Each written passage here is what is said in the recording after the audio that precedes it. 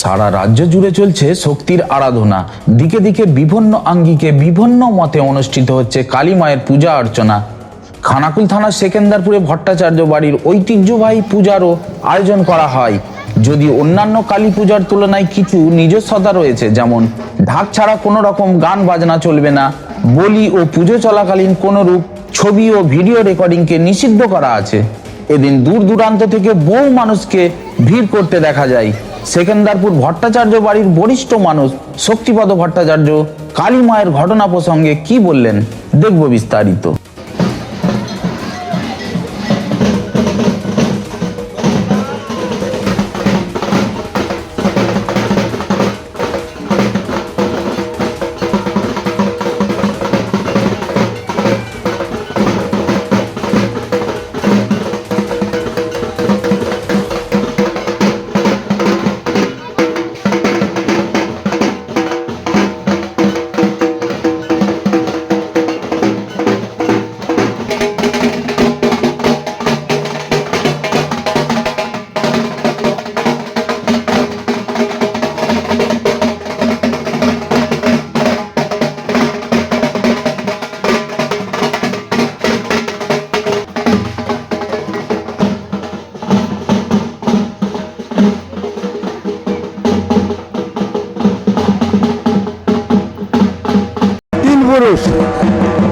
তিন পুরুষ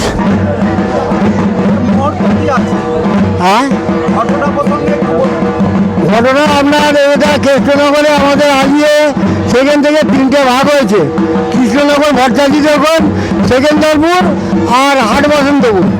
তা ওনারা হাট বসন্তপুর ঘর নিয়ে গেছে, আমাদের এখানে বেজি আর যন্ত্র এসেছে, আর ওদের ওখানে বেজি রয়ে গেছে। সেকেন্দারপুর শক্তিপদ ভট্টাচার্য।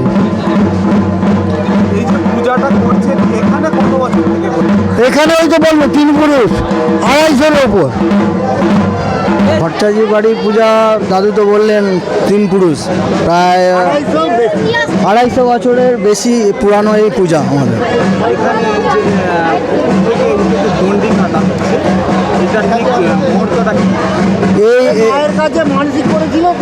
মায়ের কাছে মানসিক থাকে যে দণ্ডি কাটার মানসিক হয়। তারপর আমাদের এখানে পাঁটা বলি হয়, তারপর আপনার ধুনো পোড়ানো হয়, তারপর বুক চিরে রক্তদান আছে। অনেক কিছু অনুষ্ঠানের মাধ্যমে মায়ের কাছে যারা মানত করে, মাকে যারা মন দিয়ে ডাকতে পারে, তাদের মনোবাসনা পূর্ণ হয় বলেই এই দীর্ঘদিন ধরে দীর্ঘ বছর ধরে মায়ের কাছে আসেন এবং মায়ের কাছে সমস্ত কিছু পান এবং মা সকলকে আশীর্বাদ করেন। আর আগামী দিনেও মা এইভাবেই সবাইকে আশীর্বাদ করবেন, সবার মনস্কামনা পূর্ণ করবেন।